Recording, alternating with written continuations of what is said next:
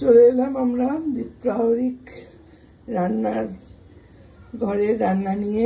আমরা অনেকদিন আসিনি লাইভে, আসলে শরীরটা খুব খারাপ ছিল। এখনো দেখছো গাইজ আমার গলাটা বসে গেছে, ওই জন্য আসা হয়নি কদিন।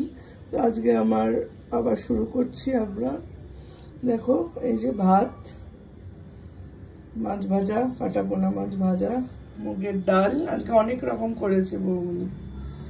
আর এটা হচ্ছে পুঁই শাক কুমড়ো দিয়ে চচ্চড়ি, পুঁই শাক কুমড়ো আর তার সাথে ইলিশ মাছের মাথাও আছে, সেই দিয়ে চচ্চড়ি। এটা হচ্ছে পনির, এটা হচ্ছে কাটা পোনা ফুলকপি আলু দিয়ে দম। দেখো গাইস কি সুন্দর কালারটা এসছে, রান্না হেভি সেন্টও বেরিয়েছে। আর চাটনি, স্যালাড, পাঁপড়, দেখো কি সুন্দর লাগছে দেখতে। যেমনি সব রান্নার স্মেল এসছে সুন্দর, তেমনি কালার এসছে।